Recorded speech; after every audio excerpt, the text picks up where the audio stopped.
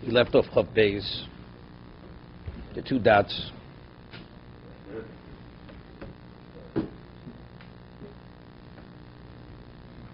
Okay. Things are going to go much quicker now. Ton Rabbanon, Imam Yomar Eved, if the slave should say to the master, Imam Yomar, okay, we're quoting a brisa. This is where he says, I love my wife, I love my master, I love my wife, I love my children. And he's speaking about the Shifcha Cananis, the Canaanite maidservant. So it says, Oma Yomar. What does the Torah repeat the word, reiterate, Oma Yomar? So evidently the slave has to make 2 statements.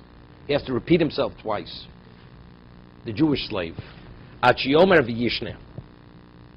He must say and he must repeat. Oma betchila sheish, loma b'sof sheish. If he said at the beginning of the 6th, literally means the beginning of his servitude. And he did not say it at the end of his servitude. Eino nirtzah. He does not receive the all through the year. Shenema lo eitzei chavshi. He says, I will not free. So when does he say, I will not go free? He's about to be released, and he says, I will not go free. So that means when he's at that moment, when he's about to go free, he must say that. So if he said at the beginning of the 6th, and did not say at the end, Achiyomar b'shas yitzio, he must say it right when he's about to be released. Oma b'sof sheish, v'lo b'tchila sheish. What about if he said it at the end of the 6 years when he's about to be released, but he did not say it at the beginning of the 6th, literally? Eino nirtzah, does not receive the oral. Shenemar, im oma yomar eved. That achi yomar kshu eved. So the Gemara is going to ask about it. He's an eved even at the 6 also. At the end of the 6, he's also eved. Because once the 6 is over, he's no longer a slave. Right? Okay, now we're going to... He doesn't have a wife, he doesn't have children. Gemara is going to ask better than you're asking. Okay, so the Gemara... we're going to review the Bryce. Omar, what does the Bryce say? Omar b'tchila sheish, lo omar b'sof sheish. If he made the statement at the beginning of the 6 years of servitude, not at the end, Eino nirtzei, will not receive the all. Shenemar, and the Bryce quotes the post, lo eitzei chavshi, because it says, I will not go free. So what does that indicate? At what period of time is he? At the end, I will not go free. You're not going free, you just began. Right? So evidently, it's clear that he has to say it at the end. The man hasn't yet given him a wife. First day he's on the job as a slave, he has to say then, I don't want to go free. And it says, why? Because it says, he has to say it at the end because he says, I will not go free. What are you telling me? Because you will not go free? He has to make the statement, I love my wife, my children. He doesn't have the wife. He hasn't been given a wife yet. He has no children yet from the Canaanite woman. That's first. V'su. Secondly, it says, Omer b'sof sheish, loma b'tchila sheish. If he had said it at the end of the 6 years, and he did not say it at the beginning of the 6 years, loma b'tchila sheish, eino nirtzah, shenema ho'evet, because who has to make this statement? The slave. Otu sof sheish lavevru, at the end of 6 years before he's released, he's also a slave. This is before the 6 years expire. So if that's the case, what's the indication? It's not at the beginning. Why does that be at the beginning? Be at the end? Omar Rava. So Rava explains the Brisa. Betchilas pruta achrona. Let's say the man has the last day of his servitude. The value of his servitude, what's left, is 1 penny. Okay? So he has to make the first statement. It's the end. It's the last day of the 6 years, and he has the wife. He has the children from the slave woman, and he says to the master, "Lo ahavti es adoni es ishtiv." I love my master. I love my wife. I love the children, and he has a penny left. I mean, something which is considered kesef, something which has value. B'sof pruta achrona. So he has to make the first statement. He has to make the statement twice. At the beginning of the last day, which is the Shabbat Pruta, and before that Pruta is actually consumed. Because once it's up, he's no longer a slave, because he has to be an Eved. Lo eitzi chopshi, it's understood, I will not go free, but if, let's say, the day is over, you're free already, it's too late. It's less than a Pruta. First statement is when it's a Pruta, and the second statement is when there's less than a Pruta. So that means he's still an Eved. He's still an Eved. Correct. He doesn't He's not. He doesn't. It has no value. Has no value. Even he does it at the very beginning, has no value because he has no wife, and he has no children. So it's understood. Any time the party starts, it has those conditions. The wife, the children. It will be 3 years. Let's say it be 3 years. What you're saying now, is a machlok Rishonim. Some Rishonim say exactly what you're saying. If the only reason why I can't say it earlier is because he doesn't have the wife and children, so once he meets that criteria, he could make the first statement then. But yet he has to say it at the end. It only means to say that even if it's the end, the last penny, and as long as he's saying it at a time when there's a Shavat Pruta, there's still sufficient time for him to make this statement. But of course, if he would already have the wife and children, he would make the first statement. It's valid. Before that. No, it's chiddush. No, it's saying there's only a penny left, right? So maybe it's basically over. No, there's a Shavat Pruta. He's a bona fide slave of value. That's called value.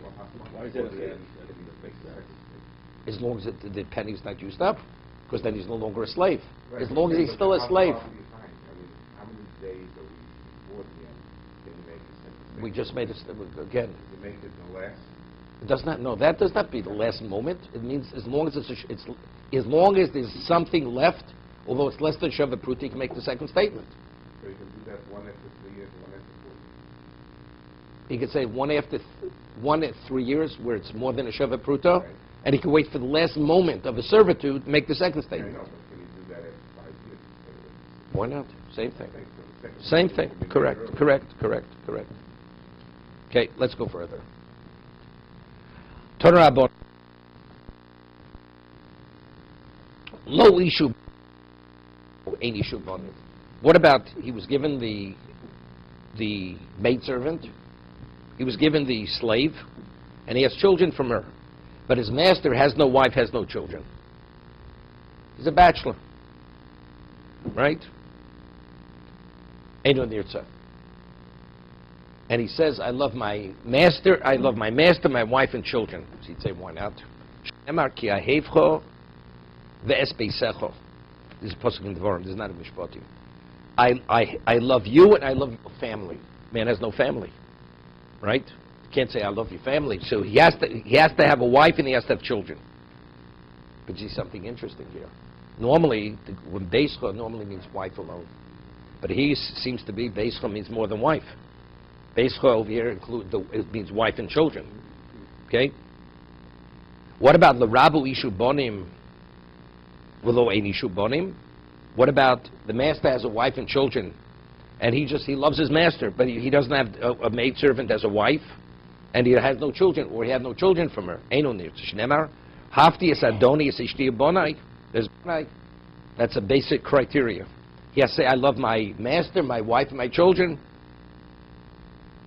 What about, okay, so the master has a wife and children, he has to have a wife and children. If either is lacking, he does not receive the all. What about, hu oivis rabo, rabo edo ovo. He loves his master, he has a good deal. His master cannot tolerate him, okay? Eno ovo, eno nirtza. Also, does not receive the all. Okay, he loves his master, it's a free ride, right? Master has one good bottle of wine, he drinks it. His master doesn't drink it. One quality bed, he sleeps in the bed, his master sleeps on the floor. Why would you think that the master should have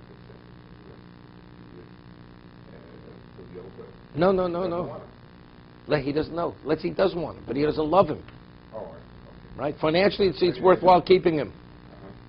Shenemar ki tov lo imoch. It's tov lo imoch. Imoch means that you have similar feelings to him. As he feels towards you, you feel towards him. As he loves you, you must love him. Love doesn't mean at the same level, but a positive feeling towards the person. What about Rabbo Ovoein Oivis Rabbo? The master values him and has a positive feeling to it, but he cannot tolerate the master. Who? Because he loves you. That's basic. Why would he say in the first place? He wouldn't say that I want to be with you forever. Wouldn't even come to No, financially it's just worth his while. Right? For financial reasons he wants to stay. Look at the text that he has to say. He doesn't. So that's obvious. Financially, it makes it sound like he could do it.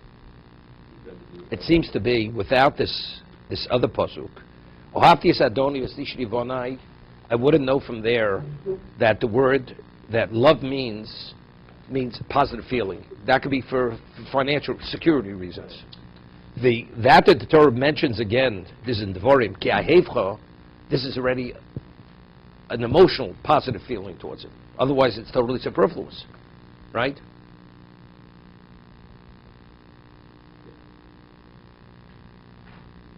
What do you say, David? What does he say there in the footnote? Okay. Person says, I love my job. What do you love it? The years ago I went to Rav Shov Shadron speak, and he was the equal of any one of in those days. He was a person zero mastel. He bottled bein tzaddik le non tzaddik, okay, and he was the Magid Yerushalayim. He was a Magid, and he would said, a person comes into a restaurant, he spoke in Hebrew, and the person says, he wants the best platter of fish.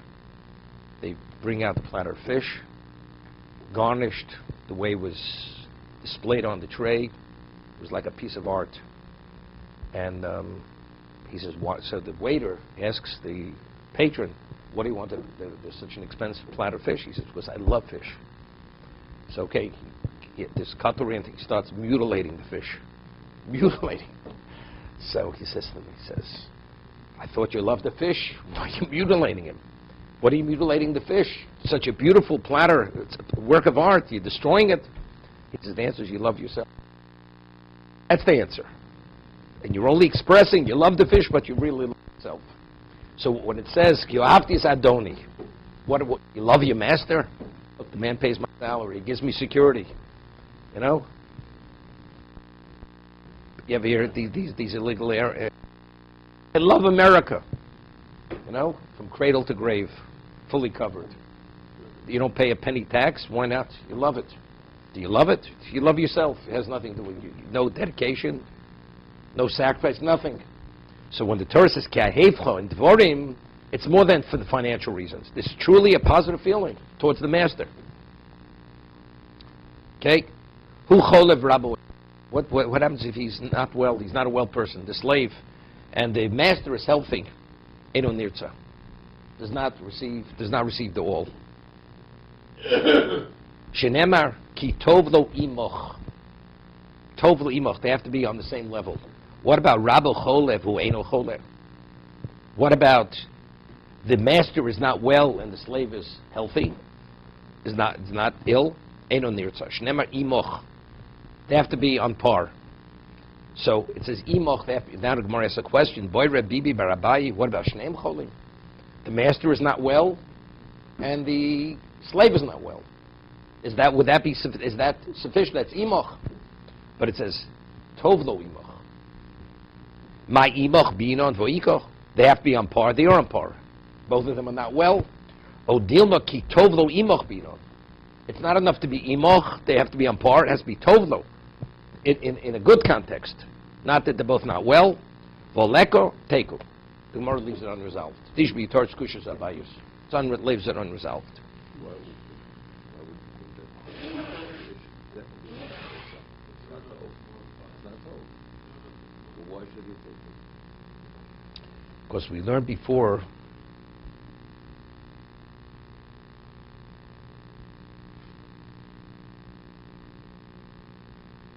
Where is it?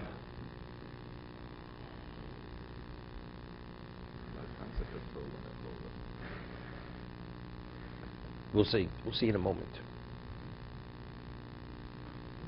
Because you could learn. We'll see in a moment. Because the word tov could be referring to other things. We'll see in a moment. If a person has a quality piece of bread, right? He has to offer it to the slave unless he has enough for both of them. That's tov. So the tov goes on the quality of life. But in terms of the person himself, his condition, as long as it's imoch, as long as they're on par, maybe that's sufficient. We'll see in a moment. Tov Rabbanan ki tov lo imoch, imoch b'machol, imoch b'mishter. He has to be on par with him, tov in the quality of food, the quality of drink. Shlotei ato ochel pas nekiv, ochel pas kibar. You eat quality bread, and he eats bread which is inferior. Ato shose yain yoshen, vu shose yain chodosh. The master drinks aged wine, he drinks newly pressed wine. Ato yoshen al gabi muchin, vu yoshen al gabi teben. You sleep on something soft bedding, and he sleeps on straw, sack of straw. So from here, what the Torah the demands of the master, how he has to treat the slave, the Jewish slave, kol hakona eved ivri la'atzmo, kol hakona eved ivri kona odin la'atzmo. When you purchase a Jewish slave, it's like you're purchasing a master. You have to treat him no less than you treat yourself.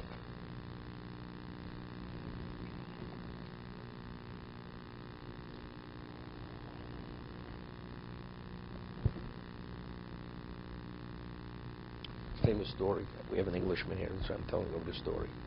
Chatzkel Abramsky, Zech Tzarech Lebrocha, was the head of the London Bezdin for 30 years, maybe a little more than 30 years. And Sir Isaac Wolfson was very, very close with Reb Chatzkel Abramsky. And very often, he would send his chauffeured limousine to pick up the rabbi. And they were waiting by the limousine. It was a stretch Rolls Royce or whatever it was. Sir Isaac Wolfson, he was knighted by the Queen, sir. And the chauffeur opens the door. Sir Isaac Wolfson goes in, and Reb Chatzkel Abramsky is standing on the street by the car. So Reb Chatzkel Abramsky says to Sir Isaac Wolfson, in Yiddish, he spoke Yiddish, he was a Lithuanian Jew. He says, Mr. Wolfson, come on, you come out. Right here, and then you go in. Came out, he understood, then he went in afterwards. No? And that was the nature of the relationship. But it's not, he didn't see it as Kona Odin Latzmo. You purchase a Jewish slave, you purchase a master. Tanra Bonan. It says, V'yotze mi'imoch, hu bonov, imo. He and his children leave the servitude after 6 years. I mean, a man is sold into slavery for stealing, or he sells himself into slavery. I mean, his children are not bound to the master, right? They're not slaves. So what does it mean? When he goes out, his children go out. If he's sold into slavery, his sons and daughters, are they sold into slavery? Mikan. From here we learn that the master, not only does he have to support the slave, the Jewish slave, he has to support his children. He has to support his children. It's not enough. He has to share the costly bottle of wine and the bedding. Not only does he have to underwrite the cost of the slave, he has to underwrite the upkeep of the family. You have a Seder. The kids, they just came back from Brisk. We only eat Brisk and matzahs. Horowitz Magretton is not good enough for us. He has to, whatever it is. Okay? It says, if he's a married man, when he becomes a slave, he's already married, he has a wife. His wife also goes out with him. Reb Shimon asks the same question. If he's sold into slavery, his wife, is she sold into slavery? Definitely not. From here we learn, when he purchases the slave, he's obligated the sustenance of the wife. He has to provide for the wife. So when he's released of that financial obligation to the wife.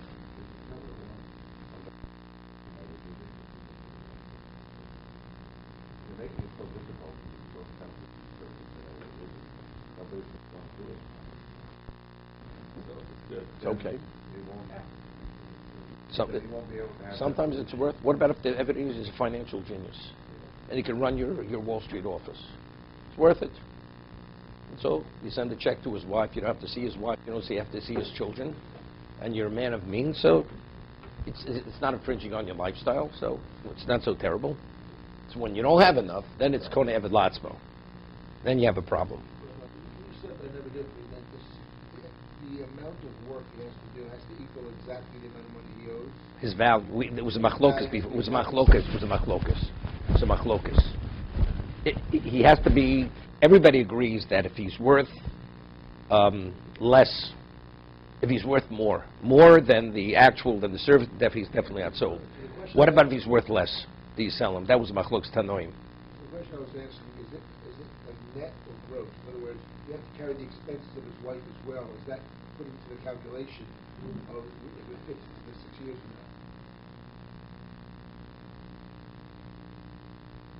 Put it this way, you know, how do you determine market value?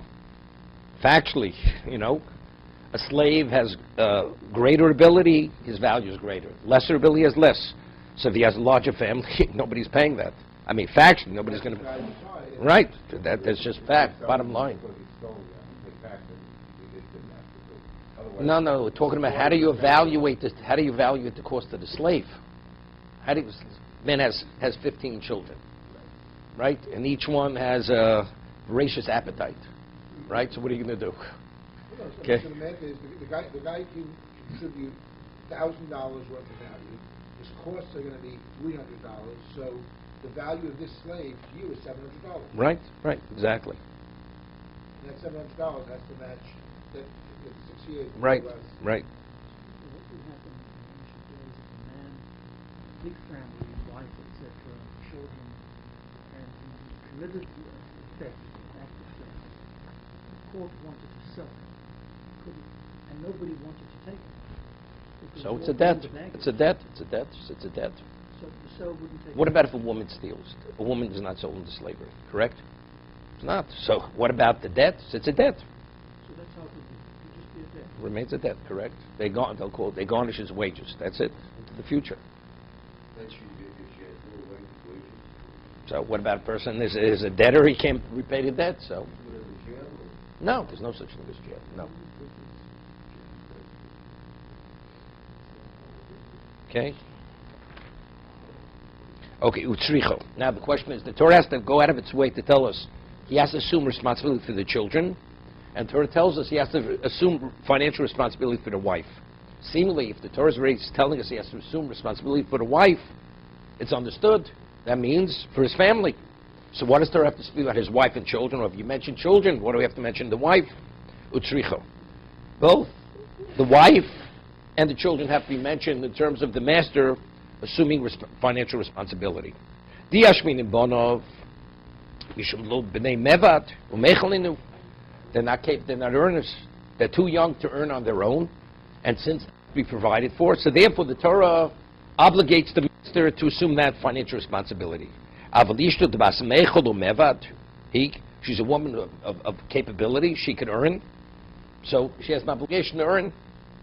Ema Tavid v'seichol, let her work and she'll support herself. It's interesting. There's a machlokas rishonim. What happens if the wife works? Who receives the wages? Does the wife receive the husband? Can you imagine? The slave is working. The man is supporting his family. Some rishonim say that the wages go to the slave. Masi yadayim, the earnings of the wife belong to the husband. Others say no, that since the master assumes the financial responsibility of the husband, therefore the earnings are transferred to the master. It's machlokas rishonim. No, then she definitely keeps it. She keeps it. V'yashmin ishtod lav darka ladur. And if the Torah would say the master has to support the wife, I'd say because a woman, it's really embarrassing for a woman to go beg, to go seek out alms. It's embarrassing for avobonov didikayu ladurek, but children where there's no embarrassment involved, ema lo, I'd say let them go beg for their sustenance. Therefore, the Torah has to tell us that the master must assume financial responsibility for the wife and financial responsibility for the children. Okay? Tanu Rabbanan. We learned in the Brisa. When they put the awl through his ear, what the Torah says, "B'delas o b'mezuzah." They take the slave and they take him up to a door. So what does it mean? They just have a door in the proximity of where they put the hole through the ear, or they put his ear on the door and they have to bore the ear, the cartilage of the ear, through until they actually pierce the door. Ilu nema ozno bideles. If it would just say ozno bideles, you say me kineged ozno bideles, right? If it would say ozno bideles, I would say yitkor kineged ozno. He puts his ear near the door, and the person, the man puts the hole through the door. If it would does a big ozno bedelis. Ozno, but he put his ear to the door, but the all not through his ear. But it says bi ozno bedelis. Okay? Ozno lo. The delis is born through with the all, but not the ear. Someone says, Vosen lo, is there even a consideration that the ear is not pierced? Voksiv, Adona, there's Ozno Bamratseya. Says explicitly, the master bores the ear with the awl. So how could there even be consideration that the hole is not put through the cartilage of the ear? Alish Obe Yurtzeno Lozen Navroi. You know what it means? The master first puts the hole through his ear, unrelated to the door. V'yanicheno aladeles, v'yitkor kineged ozno bedeles. Then he puts the ear of the slave already has the hole put through the ear, and then he puts a hole through the door. How do we know it's simultaneous? Through the ear into the door. Talmuloma ba'ozno ubedelis. Through the ear into the door. Haketzad. Doke v'holech achemagi etzel delis. Meaning he starts boring the ear through the cartilage until he reaches the point where he's boring the door. Delis. Shome'ani bein akura bein shein, when the delis. Does the door have to be attached to the doorpost, meaning it's on its hinge? Or even if the door is not on its hinge? Talmaloma mezuzah. What is a mezuzah? Mezuzah is a doorpost. If the door does not have to be on the doorpost, what does the Torah say? Bedelas oben mezuzah. Ma mezuzah mu'umad, just as the doorpost is vertical, standing. Avdelas nami mu'umad.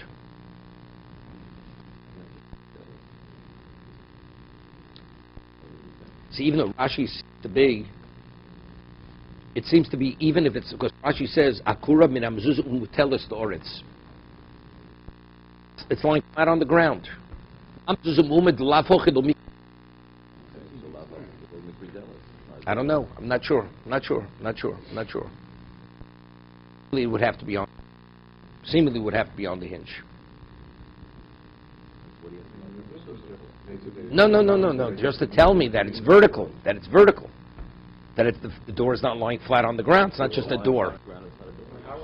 It is a door. What do you think? You go to Home Depot. You want to buy a door. You think the doors are stacked? Stacked horizontally. Not the mezuzah. The mezuzah reveals to me. No, the mezuzah is not the lintel. The vertical posts. Right. So why, if they wouldn't tell you mezuzah, how would you know that you could use the doorpost? Not the doorpost. No. You don't use the doorpost. You don't put it through the doorpost. That's attached to the doorpost. Okay. So that means it's vertical. Right. So the open mezuzah doesn't mean. Ma mezuzah mu'umad, avdel's not mu'umad. Reb Shimon Yochanan Zaka here doreish es amikra zeh kimin chomer. So as machlokes Rashi tells us, what does it mean kimin chomer? The packet, the little pouch that a woman in the old days, a woman would wear a pouch and would have perfume in the pouch, like petals of flower, whatever it was, or she would actually wear her gems in a little packet. He would actually interpret the pasuk kimin chomer, like a jewel.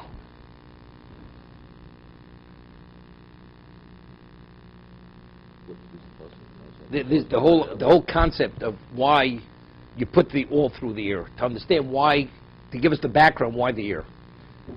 This is Rav Yochanan Mizrahi Yodorish is Hamikra Zekim and Chomer. Man Ishtana Ozen Mikol Evorim. Why do we put the hole through more than any other part of the body? Right. It should be through, a nose ring, and through the nose. Why through the ear? Right. Omer HaKadosh Baruch Hu Ozen Sheshama Koli Al Har Sinai B'Shor Shamarti Kili B'nei Yisrael Avodim. At Sinai, Klal Yisrael heard again. Ozen Sheshama Koli. Al Arsini b'shor shamarti, the ear that heard my voice at Sinai, and I said to me, Yisrael are my subjects. So what's the inference of my subject? Not subjects of subjects. And this person goes and he acquires a master himself. Yirotza. Ear evidently is deficient. So to indicate that deficiency, you put the hole through the ear. So the obvious question is, so it should be immediately. Why do you wait 6 years? Immediately when he sells himself into slavery, because he falls on hard times, you should put the hole through the ear immediately. It's only after 6 years when he's that's when you say. Yeah, but according to this, avodai v'lo avodim lavodim. You are my subject, not subjects of subjects. Here it's voluntary. When he wants to here it's voluntary. When he becomes a slave, he has to because he's so based in his selling. Based in his selling. Based in selling. No, he says no. Holach v'kona odom la'atzmo. Holach ze v'kona odom la'atzmo. Now we said before that a nirtzah he's acquired with ritzia, right? We pointed it out. He's acquired with ritzia. He's acquired initially, and then afterwards, how do you extend? It's like a new act of acquisition. It's by putting the hole through his. So now he's acquiring. Initially, it's all for financial reasons. Now he wants to extend the servitude. It's a problem to be continued.